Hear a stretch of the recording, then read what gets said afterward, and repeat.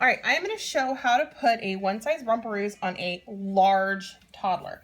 This little one is 38 pounds and 38 inches, and she wears a size 4T or 5T, so she's really big. And if I was to put her in disposable, she would either be a 5 or a 6, probably.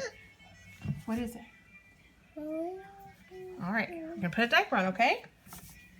All right, so first thing first, put the diaper under your little one. We want the diaper back elastic to be right at her belly button line. So, like this. And if you need to, you always can wiggle the back of the diaper, pull it out, move it around to where you need it, but this is pretty good. I kind of hit it right on the spot.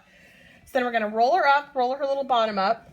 We're going to grab the diaper. The insert's right there. We're going to make sure we're not grabbing that insert. We just want to grab the diaper. Really good. And I also grab the side tab. Really good. Like, don't let go of that thing. Grab the front of this, give it a tight squeeze, and pull as hard as you can. You really want to stretch the diaper out. Don't worry about hurting your elastics or tough elastics. So I've pulled it forward quite a bit. And you don't want to just do this and pull it forward, or even do a little squish. You want to grab the front and squish it really all the way together so it's like sides are touching like this. And pull up kind of as you're doing it to get up, and then that's when you kind of let it open up a little bit. You wrap it all the way around her waist, over her thigh. We don't want it over the top of her leg. We want it over her hip. Then grab the snap, the back one, and you pull up and around.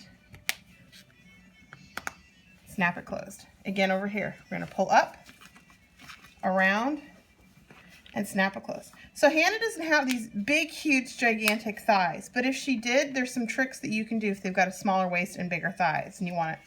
Then you can move in the top one and move in the leg out. So you can do this is called a crossover. So you can have it tighter at the top and looser at the legs. So that's kind of a trick you can do.